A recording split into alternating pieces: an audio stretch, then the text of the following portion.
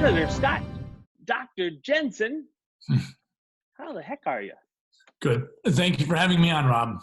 Oh, thanks for coming. So everyone, the only video you're going to see is of us two in audio. If you have a question, raise your hand and we will unmute you. And then you can ask the question and we can have a conversation. We think this is the best way of doing it. We will learn and do more tomorrow night. Tomorrow night we have Tom Freeman and Aaron McCain and another doctor talking about privacy. It's going to be super exciting. Tom Freeman used to be the Attorney General in Nebraska. And so we have a really power group tomorrow as well that we're excited about. But tonight, COVID. You and I met last summer, I think, to start talking about, what the political landscape is. Who knew that this would be where we'd end up? And your star has been rising. You've been on TV. Where have all you been? What all have you done?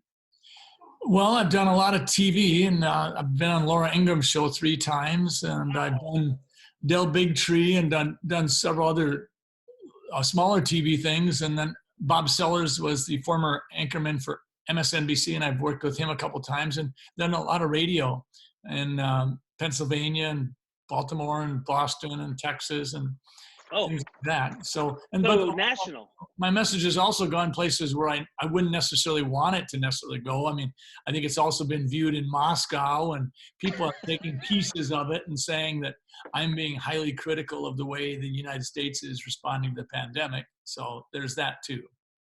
The press, it cuts both ways, It cuts both ways. It's amazing. Well, let's just get right into it. COVID-19, tell us, how is this, because we hear this a lot, how is COVID-19 different from the flu?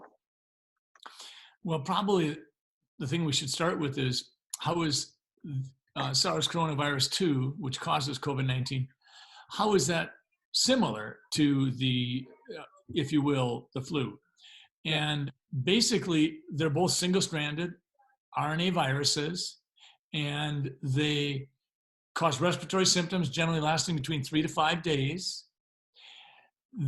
Typically for flu, we expect to see a fatality rate of around 1.1%, which is about 1 out of 1,000. And it looks like the coronavirus is probably going to come in, COVID-19 is probably going to come in somewhere between 0.1 and maybe 0.4. That's a guess. I mean, these numbers are always best calculated through the retrospectoscope. But I think perhaps the most important thing is that we have, if you will, actually, Rob, I'm going to step away for 1 minute. I've got a background noise, so let me come back in 10 seconds. Sure. I will fill time. In TV land, this is what we do. We stretch time. Do we have any questions so far? We are just into it, so no, we do not. So once again, if you have a question, raise your hand, and we will unmute you, and you can join the conversation. But we're here with Dr. Scott Jensen. We're going to talk about COVID, reopening, and all of this stuff. Okie dokie. Sorry about that. The dog was barking in the background, and I couldn't concentrate. So getting back to COVID-19. So what we're seeing is this COVID-19 is very transmissible.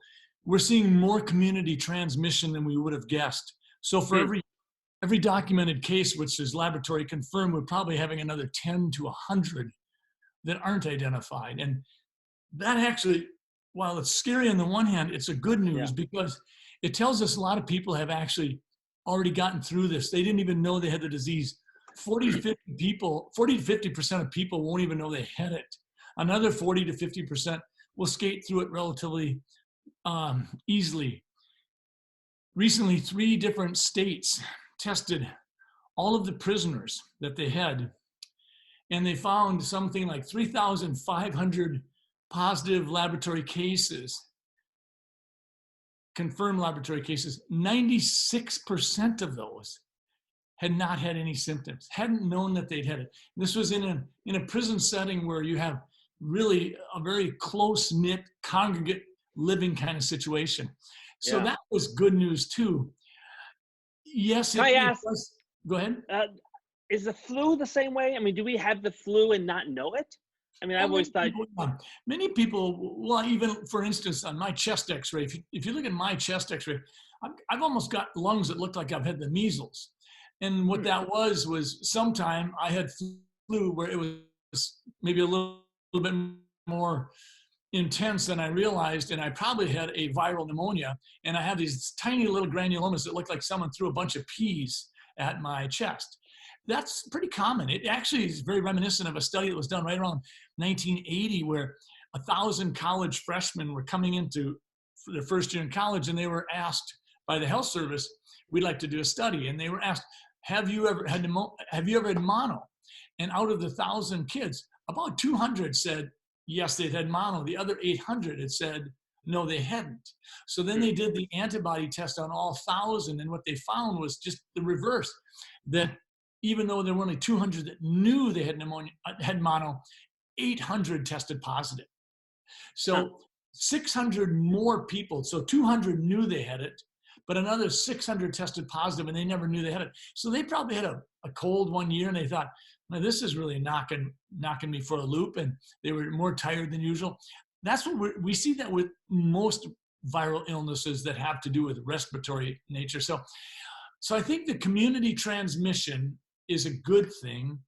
I think that if you compare this to the 1918 flu epidemic, the really positive thing is that H1N1 swine flu really hit people between 20 and 40 years of age. That's not happening here. This one clearly goes for people over 65. And by the way, I'm 65.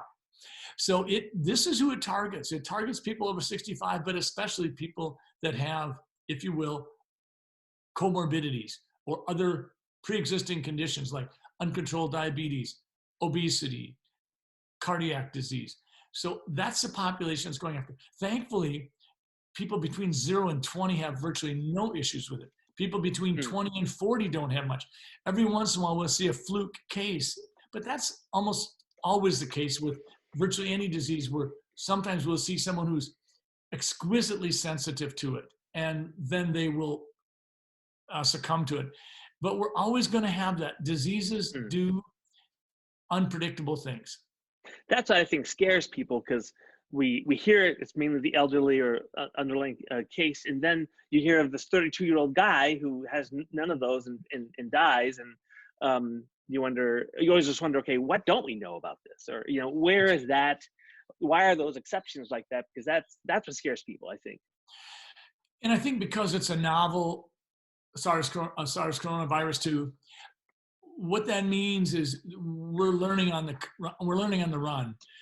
Initially, we thought, okay, the ventilator is going to be a big problem. We're not going to have enough ventilators. Well, Rob, when we're all done and said with this, we're going to have ventilators that are still in their original wrappings on a pallet that aren't even open, because we're already starting to see that we want to do everything we can to keep people off of ventilators.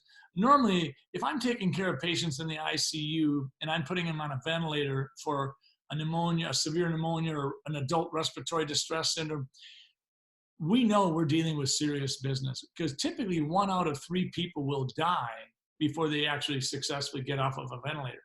Well, with this COVID-19, more than 2/3, not 1/3, but more than 2/3 are dying. 80% of the people in New York City that were placed on ventilators died.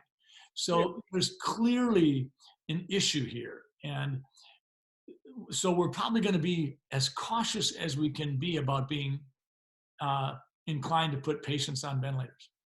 Why do we have so few cases here? I think people, especially we've been hunkering down for, 30 days now, 50 something. And, but we have 395 deaths total, I think as of today.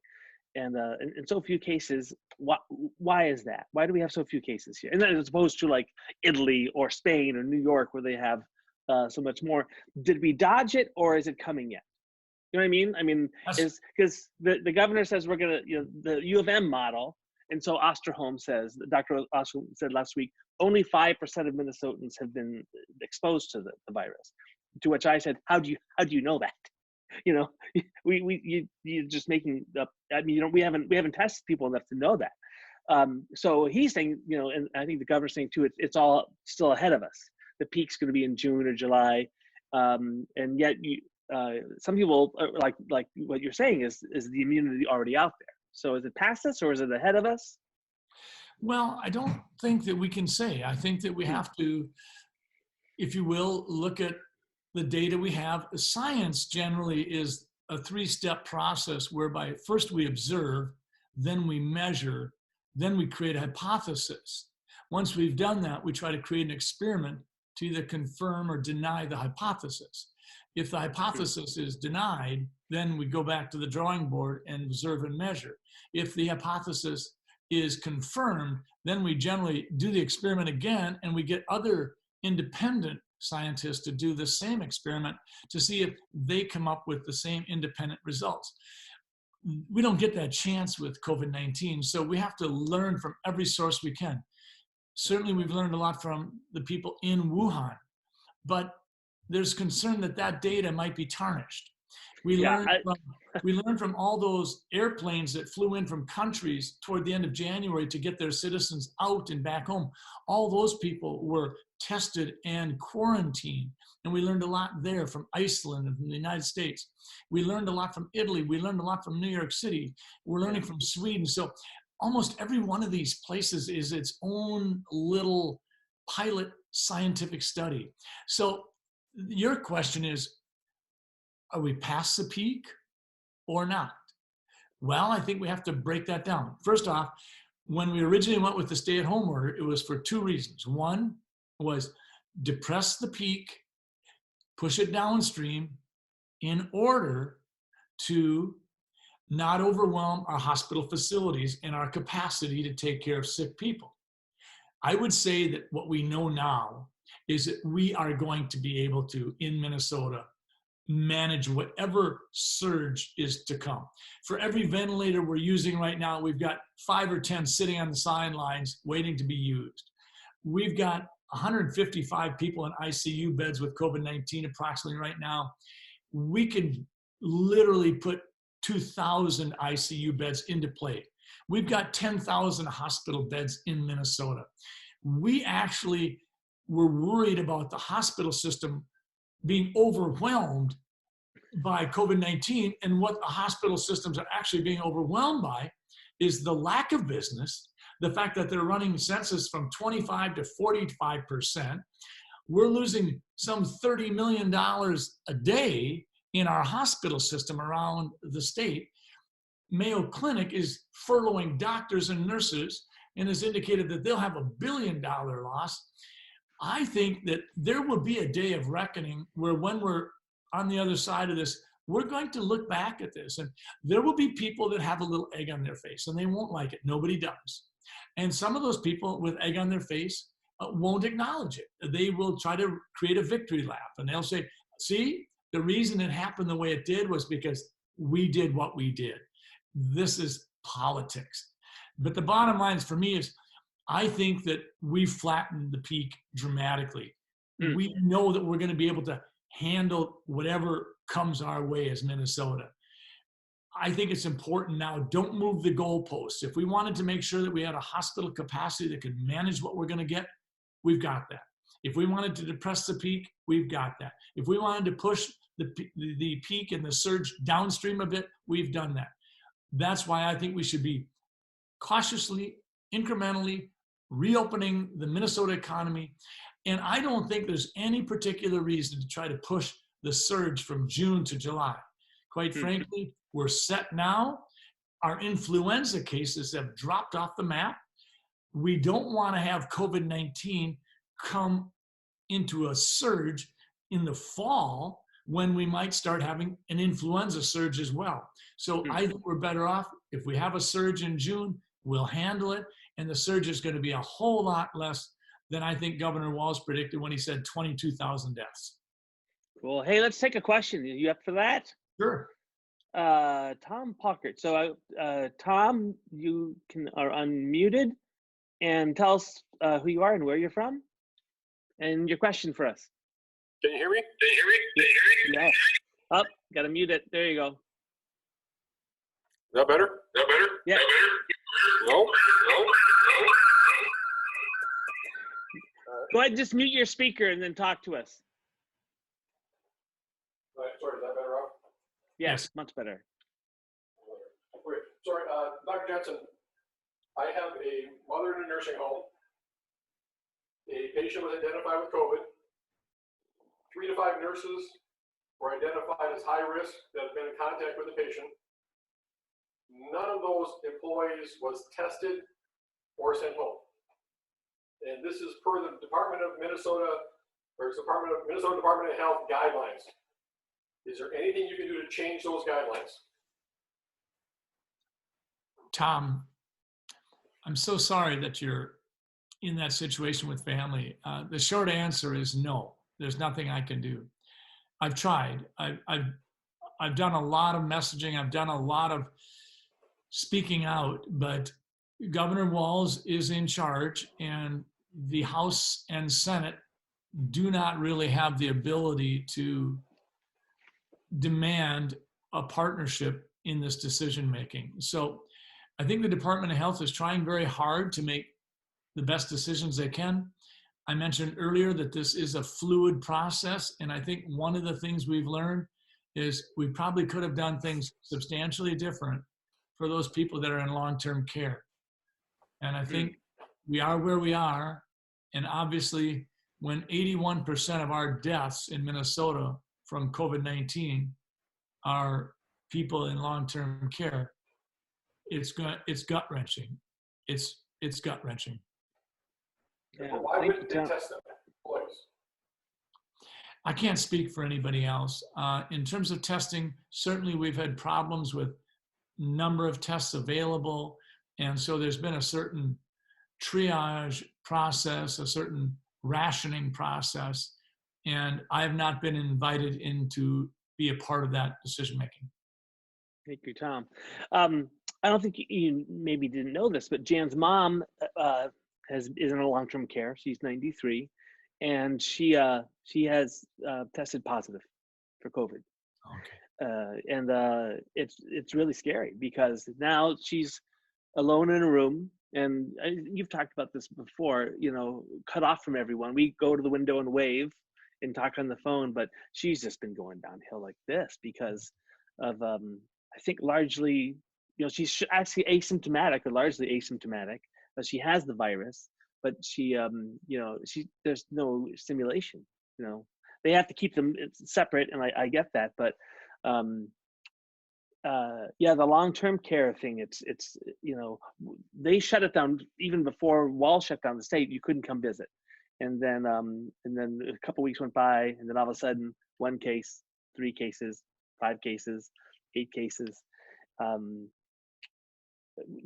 What could we have done differently, or what can we do differently for the long-term care? Because people say we need to open up, and we need to open up safely, but that means sometimes that's just words. I've heard a lot of politicians say we should reopen immediately but still protect the vulnerable. Well, those are sometimes 2 different things, or it's just wishful thinking. Talk about the long-term care facility issue, and one of the reasons we wonder if the deaths are so high. My mother-in-law has a DNR, so she won't go on the ventilator because she wants to go to be with Christ. So talk to us about the long-term care, and is there something we should have done differently or could do differently? And then we'll get to Gary. I see your hand. We'll get to you next. In terms of long-term care, I think, as heartless as it sounds, we are where we are. I think we could do the Monday morning quarterback thing, but I don't know that that's really going to get us anywhere. Commissioner Jan Malcolm has been tireless, and she's made so many good decisions. And I think Governor Walz has been fortunate to have her at his side. I think he knows that. We're going to have a chance, and we're doing it even now, to look at what decisions were made 2 weeks ago, 4 weeks ago, 6 weeks ago, and 8 weeks ago. And was there something we could have done differently that might have allowed Gary to be spared what he has had to go through and what you and Jan have had to go through?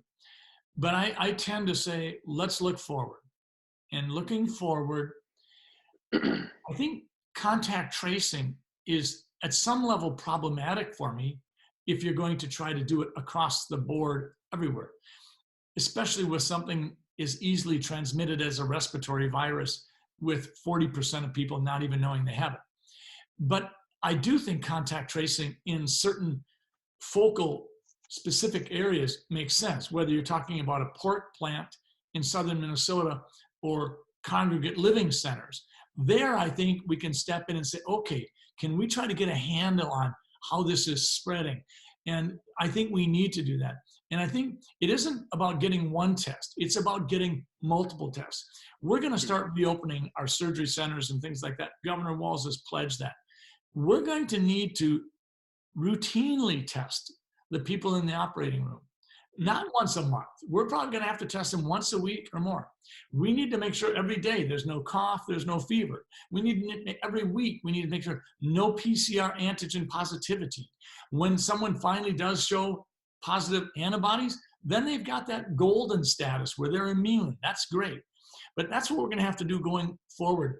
And then most pandemics will have a second wave and maybe even a third wave. Many pandemics they'll present in the spring, there'll be a second wave in the fall, there'll be another wave in the following spring. And oftentimes by then we've gotten to the point where we're at somewhere between 60 and 80% immunity. And that herd immunity protects those who haven't developed immunity.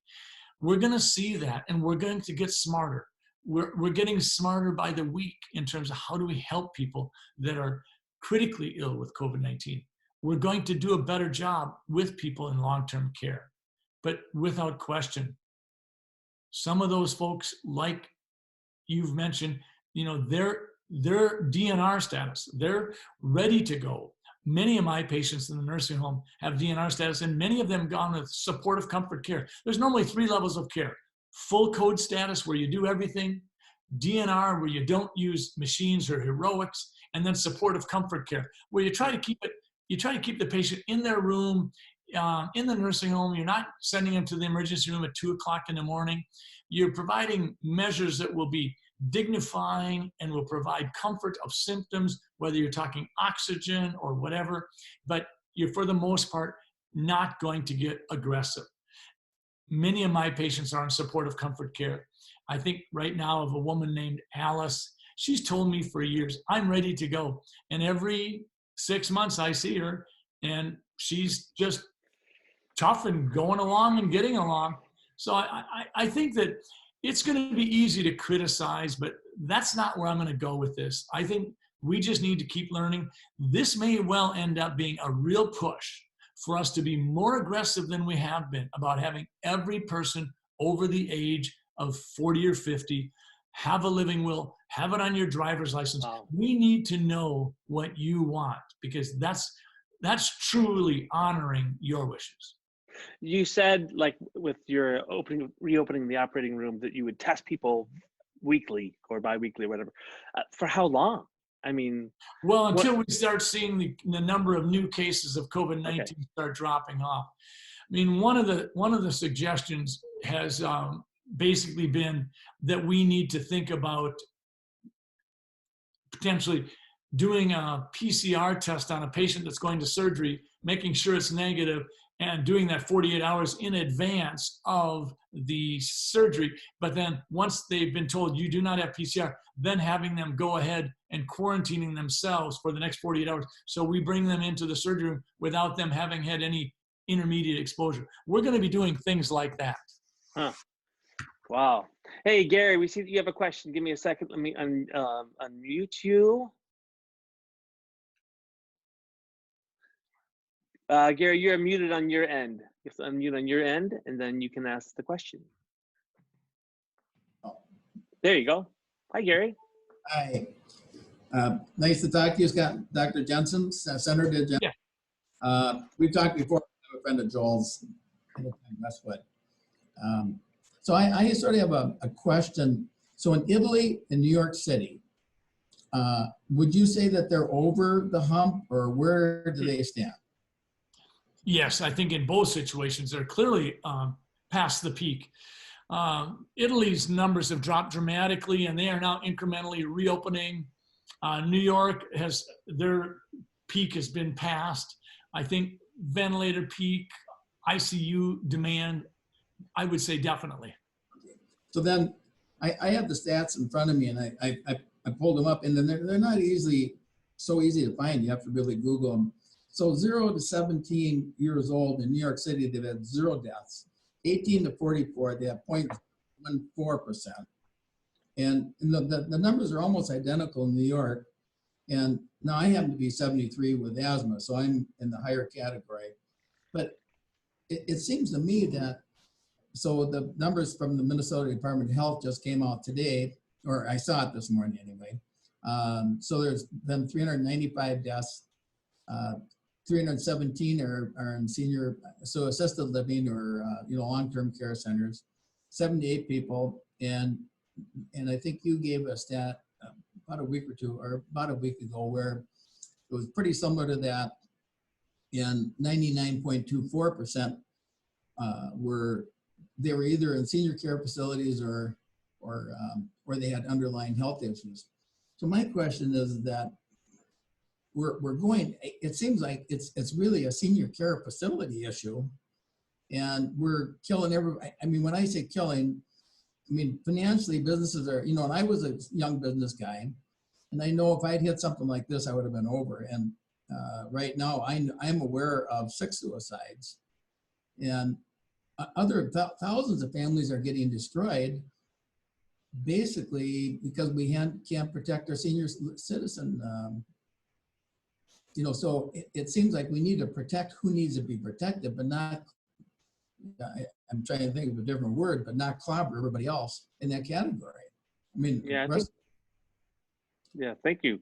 Yeah, is that something we can do, Dr. Jensen? What do you think about that? Well, you're asking a question that there's not much I can do other than, if you will, spread the word. I think that we are at a point where we can do what has historically been done. Generally, you quarantine the vulnerable, and those that are young and healthy, you allow them to be, if you will, generating and running the economy. Even the Black Plague, typically, there were so many things that needed to be done when Europe was being decimated by the bubonic plague.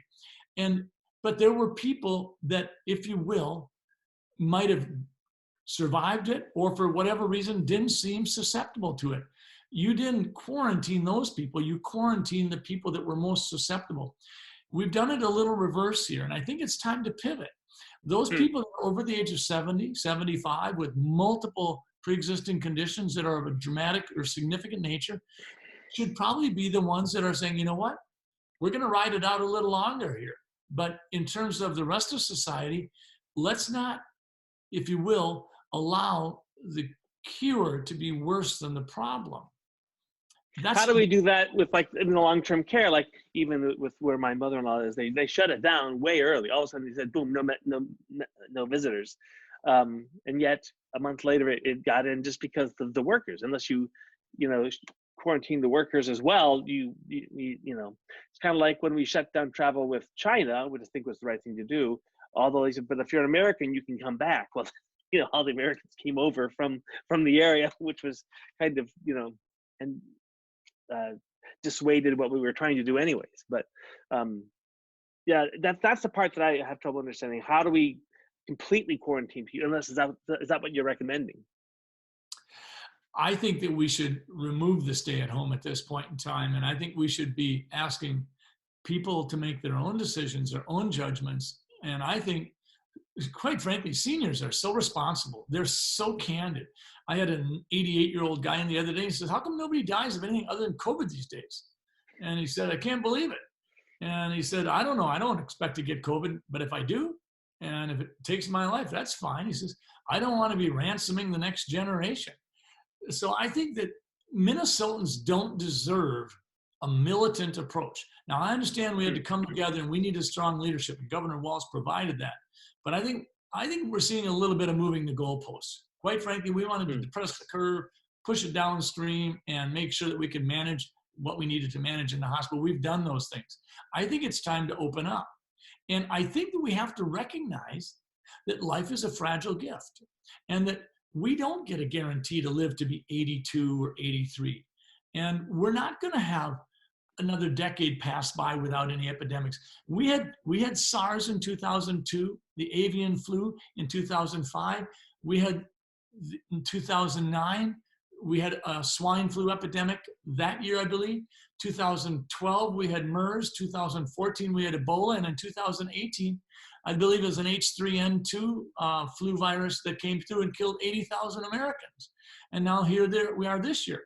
So this is a way of life when you are a globally accessible world, and we move about dramatically quickly. We have people packed in like sardines on airplanes and subway cars. And so when someone sneezes or coughs or hacks on you, yes, there's going to be droplet particles all around, and it's going to be easy to inhale them. You'd asked earlier, Rob, why might Minnesota be special? Why are our numbers, especially other than our long-term care numbers, why are they so low? I think a lot of it has to do with the fact that we don't have a tight mass transit system. We have, in the metropolitan 7-county area, something like 500 people per square mile. In some parts of Manhattan, the population density is 75,000 people per square mile. 75,000 people per square mile. In the 7-county metro area here, it's less than 500. That makes a difference. If you do get exposed to that virus, you're most likely going to get exposed to a low viral load. And so I think all those things are going to weigh in. Cool. Hey, and there are so many questions. We will get to as many as we can. Randy, you have a question. You're muted. There you go. All Randy, right. welcome. Thank you. Thanks for having this program. Senator Jensen, I noticed that you mentioned earlier about the movement of the goalpost, and it no longer, in my mind, appears to be showing that we flattened the curve.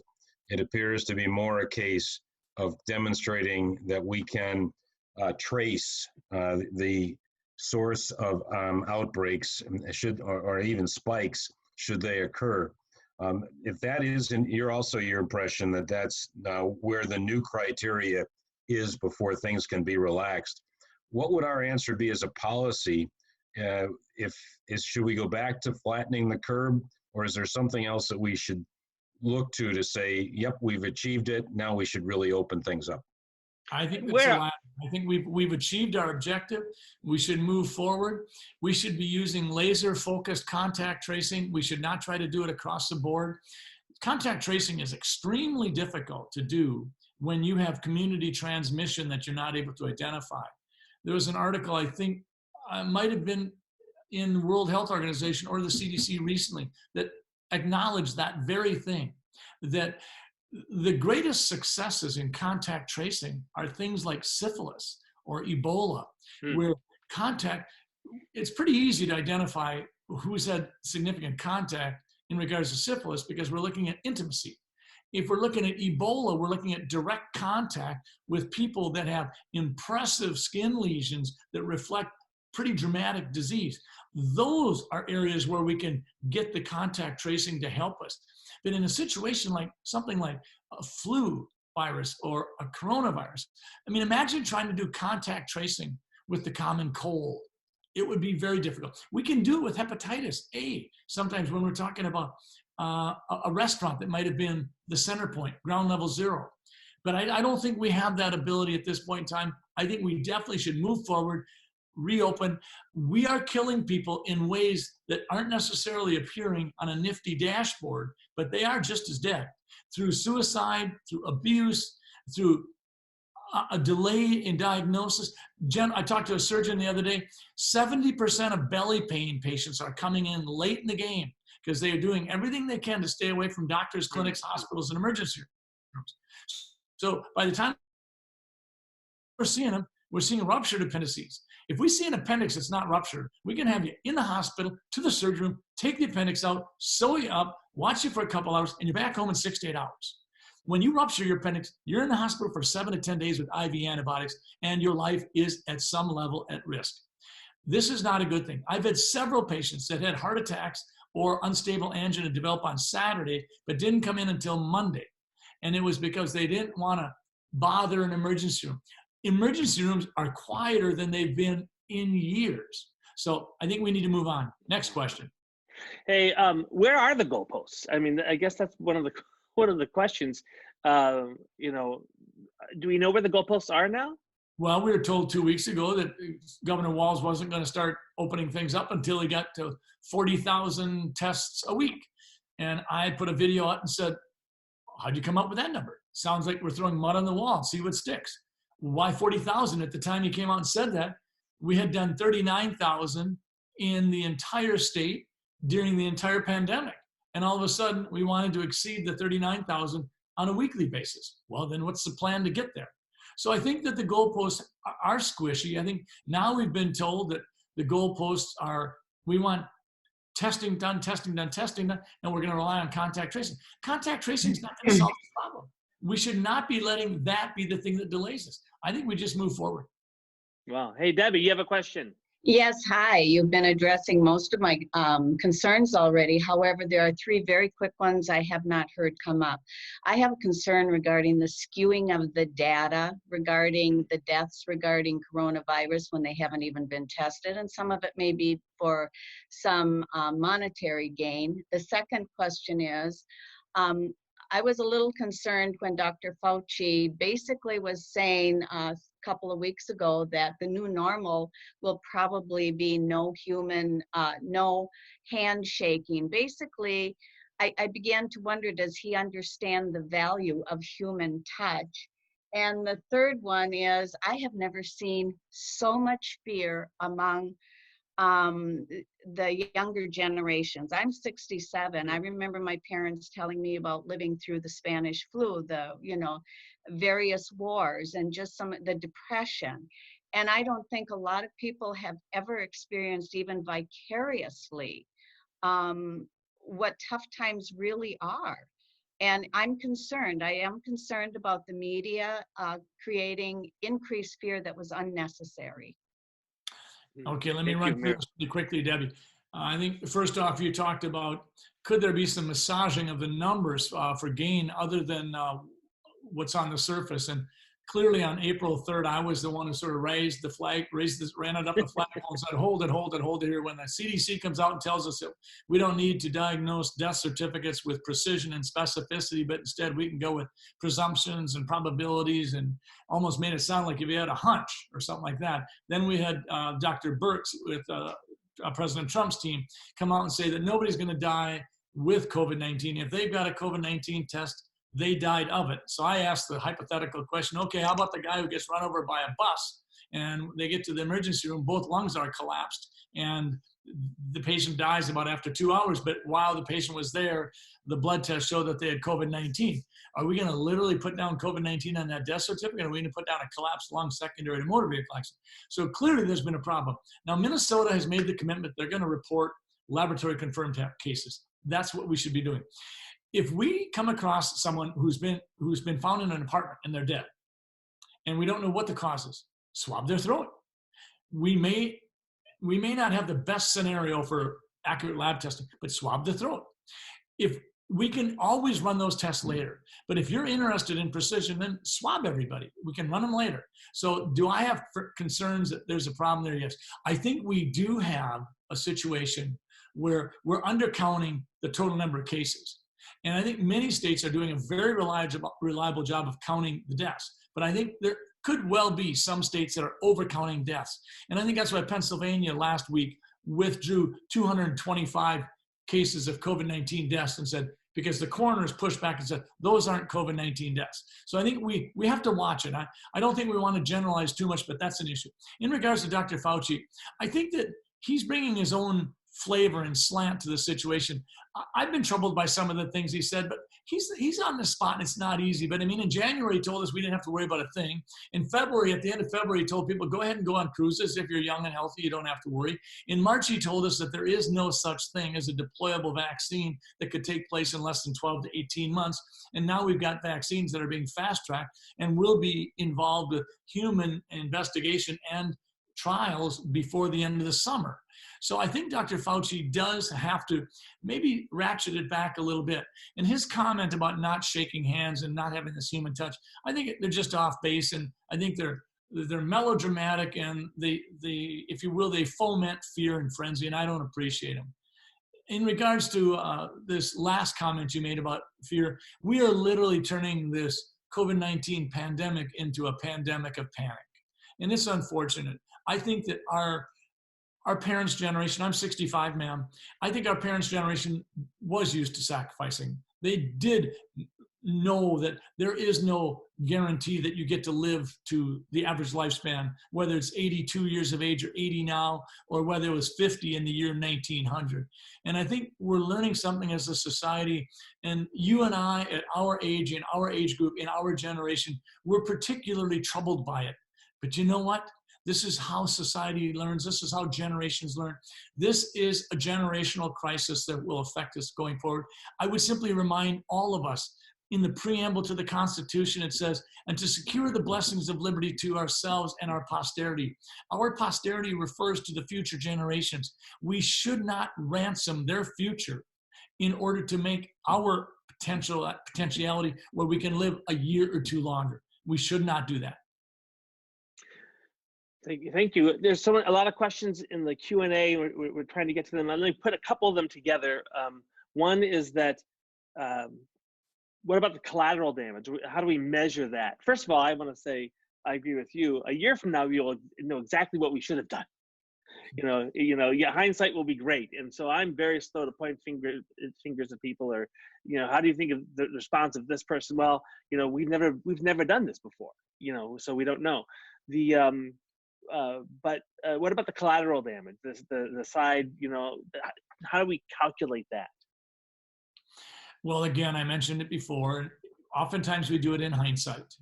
Right now, we have so much noise about the numbers. All the media, the cable news networks, they just go on and on. The talking heads never stop. And it scares people. On a lot of the videos that I've done, and you can just go on Senator Scott Jensen's webpage or Facebook page, and you can watch them. But I've tried to do three things. I've tried to focus on providing some facts. And I mean, I'm not going to throw 1,000 numbers at you. I'll try to provide some facts. I'll try to be transparent. If I think I have a hidden agenda, I want to expose the agenda. I've tried to not have a hidden agenda. I'm not running for re-election this year, so I've been able to be a bit of a free agent and just say what I'm thinking. And then lastly, I try to connect the dots. I think a lot of times people don't realize the context. So when we hear that we've got 425 deaths, we're just, paralyzed with fear here in Minnesota, totally, or whatever the number is. Well, let's just step back. Do you folks, I think there's some 40 or 50 people here on the call. Do you know how many people normally die on a given day in Minnesota? And a lot of people don't. Well, we have 133 people die every day in Minnesota. During the last 2 months, because of this COVID-19, we've had conceivably 400 deaths divided by 75 days. You're talking somewhere around 5 additional deaths per day. So we're not having 133 potentially. We're having 138. But if we find out that we're not having 138, we're still at 133, that means we're probably taking some other diagnoses and putting COVID-19 on them. This country generally has, in America, we have almost 10,000 people die every day. Every year, we have 40 to 50,000 people die of the flu. So we have 60,000 people that have died of COVID-19 this year. Here's an interesting hypothesis. If we didn't know that the COVID-19 disease is caused by a novel SARS coronavirus 2, if we hadn't identified the strain of adenosine bases, we would have simply been lumping what's happening into the influenza outbreak that we have every year, and we would be saying, wow, this was a tougher influenza outbreak this year. So I think that we really are going to have to be patient on some of these numbers. We're not going to be able to make that real precise analysis until we get on the other side of that. And I think we're going to be learning a lot in July and August, and we're going to be looking back, and that's going to help us prepare for a second and third wave if we need to. When do you think we'll go to church again? When will we be able to return somewhat back to normal? I think that's a lot of the questions. I'm encouraging churches to plan a rollout for May 31st. I think that we should plan on doing online churches, but I think we should socially distance. And there's many people who have a very powerful experience through online church. But there are others with different traditions that really want to be under that roof in their house of God that they normally worship in. And we need to try to figure out a way to honor social distancing and say, you know what, if we can have people brushing by each other, you know, by the tens and tens in the plumbing department at Home Depot, we can allow people to respectfully socially distance and go to church and worship. And I think May 31st would be a good time to do it. Governor Walz has assured us that he's ready to help us incrementally open up. This week, we're supposed to start doing more surgical cases and reclassify what has been prohibited. I think we just need to keep moving forward. And I think we need to get back to our churches. That'd be great. Craig, do you have a question? Let me unmute you. You should be good unless you're muted on your end. Craig. Hey, there you go. Welcome. Hi. I ran across an article and I can't find any other information on it. It was claiming that for every COVID-19 patient, and I don't know what the criteria was, that state of Minnesota was getting $300,000 of federal aid. If that's a true statement, where is this money going then, if it's true? Let me explain. That's a great question. And I actually, thank you, Craig. Craig, I actually was the one who raised that as well. I think I brought that forward on national news. It was per person, right? Excuse me? You said it was per case. I'm sorry, go ahead. Per COVID-19 case, a person, patient. So anyway, what happened there was they count patient COVID-19 cases. And some states are counting them based on presumption, probability. Others are saying it's got to be laboratory confirmed. But the first chunk of money out of the CARES Act, the $2.2 trillion that was passed, was a $30 billion chunk. That was distributed to 50 states based on the historical allocation. So Minnesota got its historical allocation percentage, which is normally about 1.75%. New York has about 3.5 times the population Minnesota has. So they probably would have gotten somewhere around 3.5 times 1.75, which might well be around 7-8%. So they got their chunk of money, we got our chunk of money. If you divided their number of COVID-19 cases into that number, you got $12,000 per patient.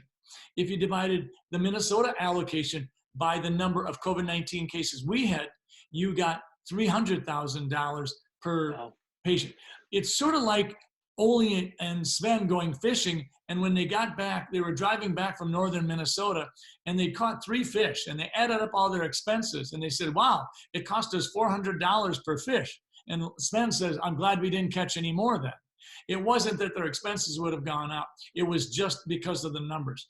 So what I'm concerned about in that given situation is that the states that are saying we're having so much COVID-19, we're averaging only 12,000 per patient. We need a bigger chunk of the next handout or the next chunk of money that's going to be distributed. And it's conceivable that you'll have gaming of the system so that some states will say, we want a bigger chunk of the money. That's my concern, because when you bring politics into this, sometimes there's devious things that go on. Yeah. Katie, a lot of questions in the Q&A. Can you find one to read to us?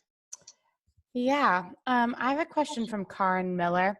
Dr. Jensen, could you verify what the COVID-19 death rate currently is?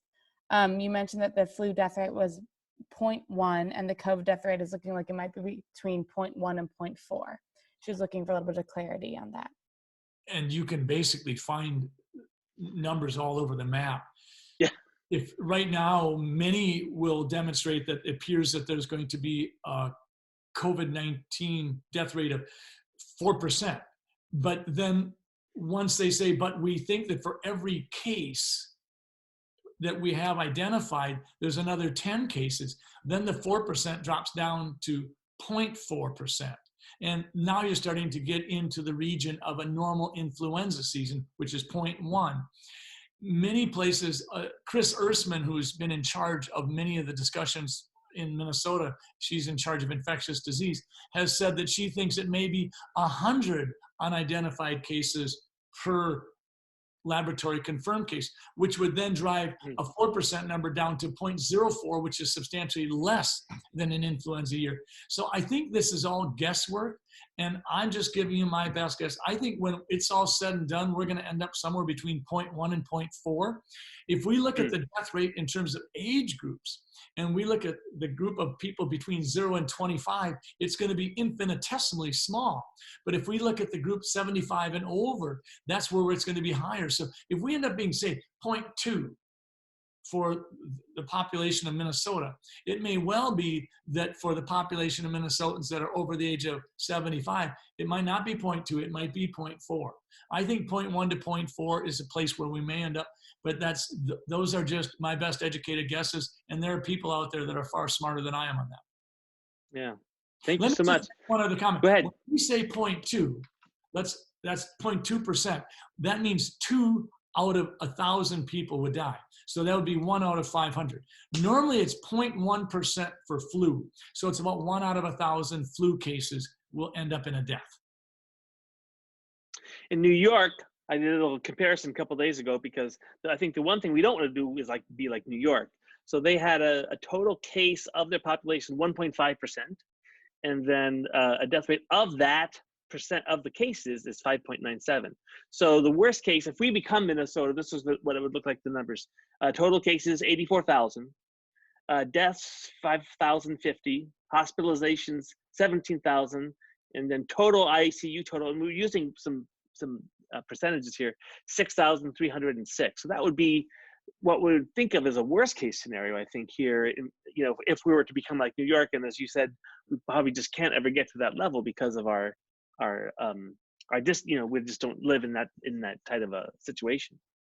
For context, Rob, let's just do this. Say those numbers again. Say total cases, hospitalizations, and deaths. Yes, I will. I have to pull it back up. So they have 20 million people. We have 5.6 million people. They have 295,000 cases, which is 1.5% of their total population. If we mirror them completely, so we have 84,000 cases. We will have 5,050 deaths, 17,000 hospitalizations, and 6,306 ICU total. Okay. So that would be a worst case scenario. Let me give you the numbers that the CDC came out for this year for flu. Now, this was Minnesota. But we will have, influenza-wise, we will have somewhere around 10 to 15% of the population will have the flu in terms of cases. So we'll be somewhere around 40 or 50 million. And this is the nation. And we will have 750,000 hospitalizations, and we will have 60,000 deaths. So if you would multiply each one of those numbers by 2%, which is approximately Minnesota's number, we'd come at it differently. And what you'd find if we ran that math is that the flu would be much more impressive than the numbers that might mirror New York that you just shared. It's crazy. Karen, you have let me allow you to talk and unmute you. Can you Karen. hear me? Yes. Can you hear me? Okay. Yeah, I do have just a couple of questions. What puzzles me, first of all, is these care centers as well, because I called bingo in one, and they shut down really early too. So I don't quite understand. I'm so sorry, Karen. Hold on. Sorry. Do it one more time. We're learning here how to get this done. Sorry, Karen, say it. Do it again.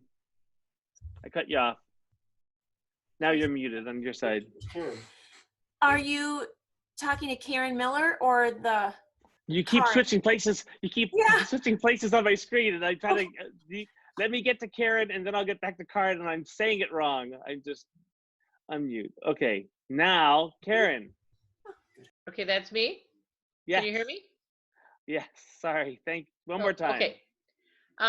Anyway, I just want to make a comment about the care centers too. I don't understand how it got into those, because they did shut down early. But my bigger question is, are they keeping track of how many people are going to these drive-through testing? How many of them are actually testing positive? And then I just have a question since you brought up churches. My daughter was supposed to get married this last Saturday. That didn't work. She's set for July 31st. Do you think that's unreal to think you'd be able to have 100 people or more into a space in July? Those are my questions. If I had a July 31st wedding schedule for one of my kids, I'd be optimistic that that's going to be okay. Awesome. Okay, now we'll go to, sorry, go ahead. In terms of the testing that's being done, the state of Minnesota has asked that all positive tests be identified to them. And I think they want the total number of negative cases, but I don't think the state of Minnesota is getting the name of every person that's got a negative test. Basically, they're getting information on positive tests and they want to know total tests. But I could be wrong on that. We will see. Okay, now Karen. Hey, hi. You have mentioned that in Minnesota we've achieved our objective and we should move forward. How is that possible when we have our governor with these emergency powers and we have these mandatory stay-at-home orders? What can we do? What can our senators do? What can our representatives do to affect change?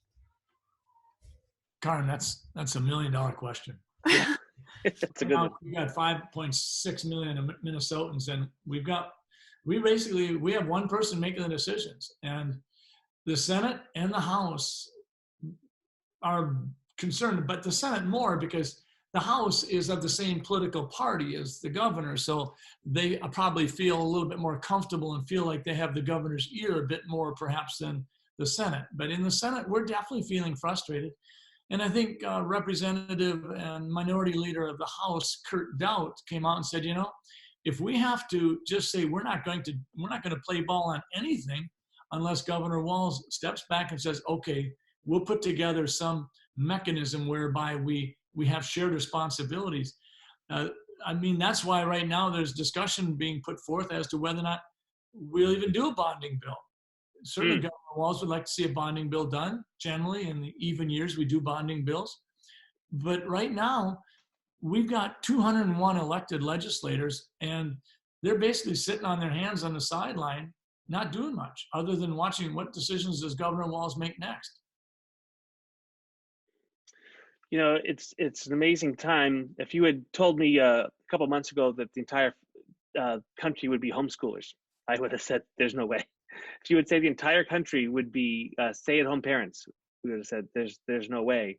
You know, one guy did one thing in Wuhan province, we think, or ate something or touched something, and Karen's wedding might get canceled. You know, people's, you know, the amazing spread in such a short time. It's just mind-boggling to wrap your head around how much that one action, that one moment, we think if there's a ground zero person last fall, has had on everyone.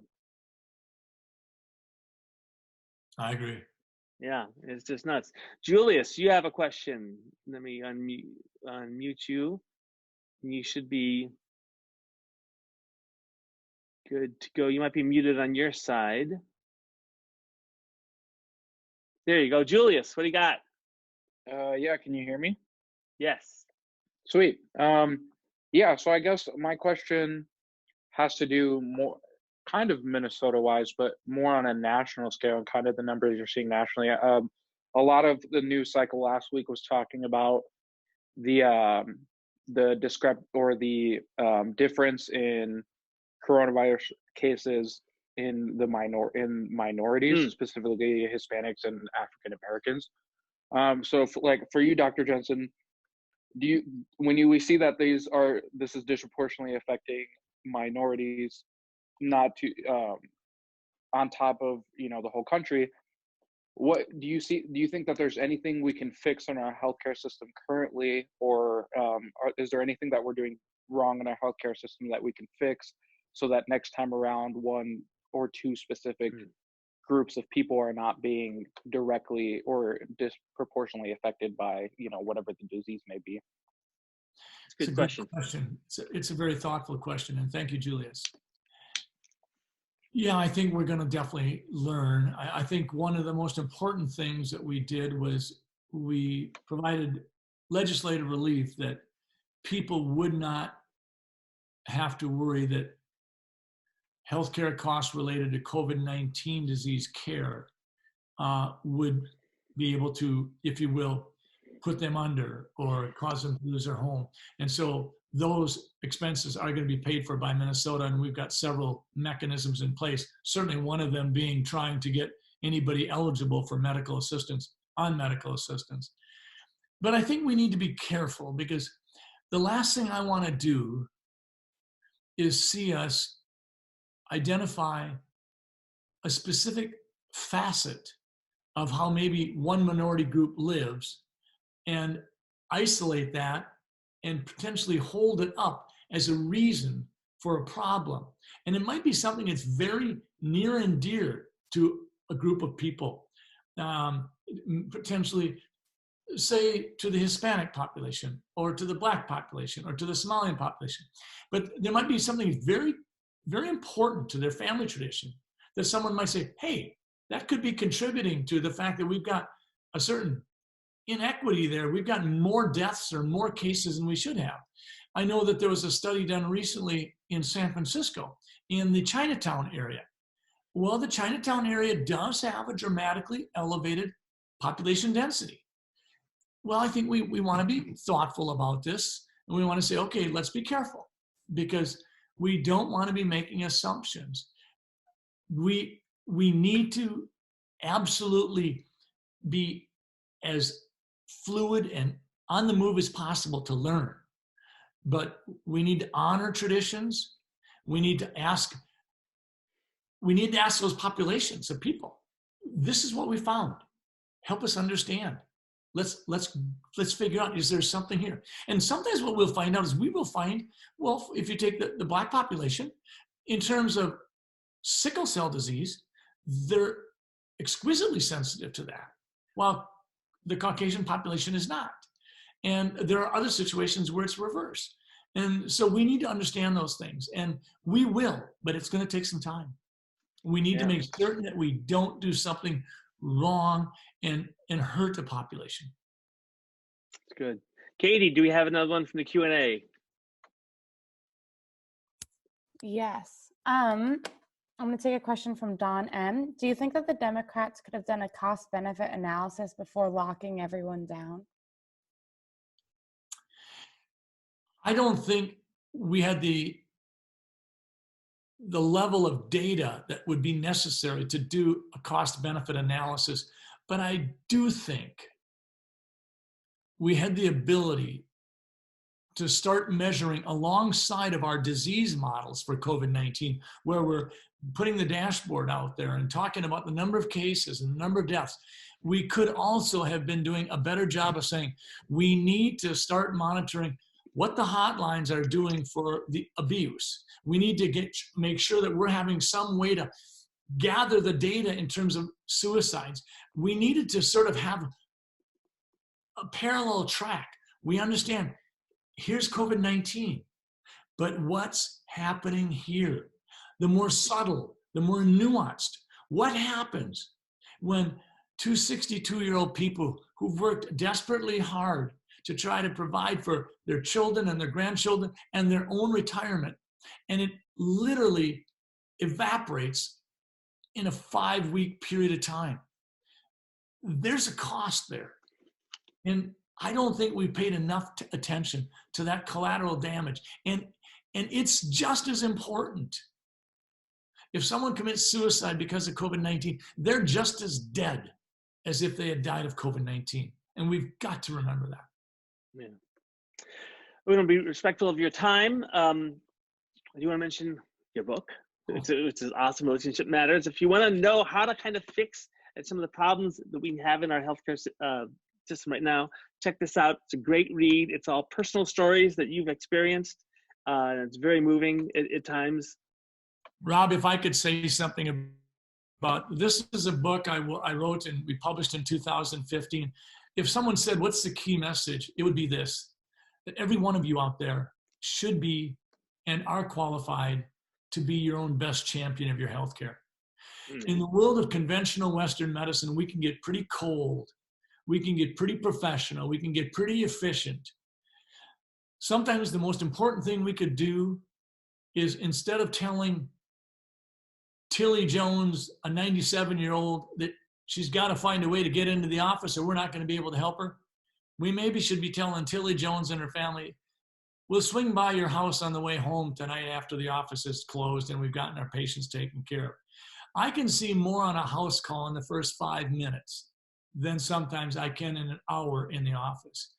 You should and can be your own best champion, because a lot of times the suggestions we make to you aren't really going to work for you. And you need to be empowered to say, no thanks. And so I wrote a book with 33 chapters, each one of them emphasizing the power of the relationship between patient and physician.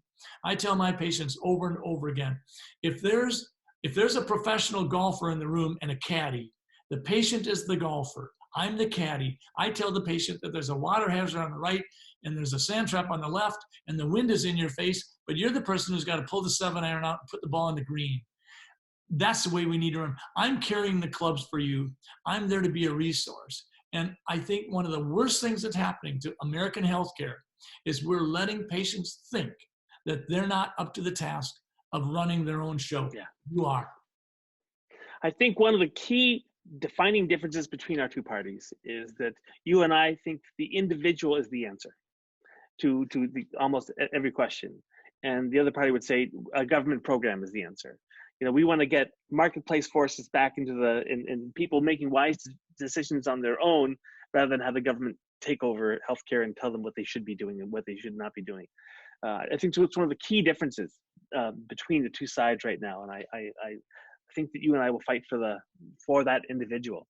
So 2 quick ones. Sorry, we did not get to all the questions, but if you were governor right now and you had complete control, what would you do? I would open the economy up right now. I would do it incrementally. I would tell restaurants, okay, we're going to let you have your outdoor dining open. We're going to ask you to open at 25 or 33%. We want you to have groups of 8 people or less. And we would say that each group that comes in has to have at least a 6-foot distance from someone else, so that we know those 8 people. That would allow us, in terms of contact tracing, if we had to move that way, we'd be able to get on it quicker. I would allow hair salons and pedicurists, I would have them go ahead and wear an N95 mask to start with if they'd like, but the person having their haircut doesn't need to. Really, if you have one-way protection, that does provide potentially some benefit if you're using an N95 mask.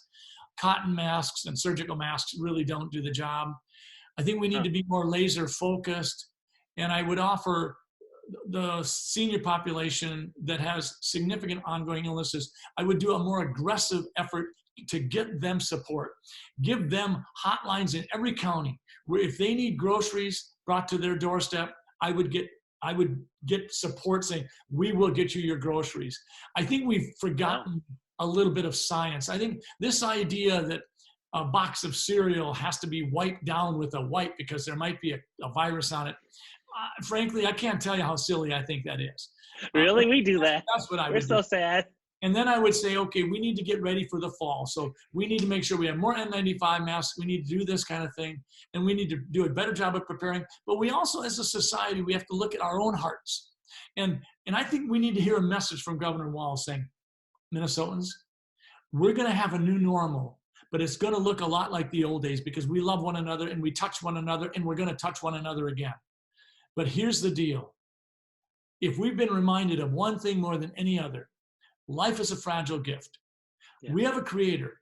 Many of us have different viewpoints of what that creator looks like, what that creator is, but we have a creator and we have a finite lifespan. And as C.S. Lewis said, 100% of the people on earth die and you can't increase the number. So we need to start recognizing that and saying, that's who we are. We cannot insulate ourselves from death. We need to understand that every day in America, 10,000 people die. That every day in Minnesota, 133 people die. We need to embrace an awareness of death because we've become a little foolhardy. We're kidding ourselves, and we've got to stop that. Wow. Well, your website is scottjensen.com. I don't know. I don't go to it. I just say Senator Scott Jensen, and it'll pop up somewhere. All right. Way smarter than me when it comes to social media. Mine is robbarrettforsenate.com. If you enjoyed tonight, there's a little button there to click on to contribute to the campaign. We recommend that highly. Thank you all for coming out. We'll try to, tomorrow night is on privacy and what the government should do with your data. We have 3 experts coming in who are incredible, and this is really important. You know, this is going to be a defining issue, especially for the younger generation. What is the government going to do with your Facebook posts, and should they be allowed to access that? So come back tomorrow night, and thank you. Lord bless you. You guys have a great night. Dr. Jensen, thank you so much. We're lucky to have you on our team. Thank you. All right. Good night, everyone. Be safe. Be well.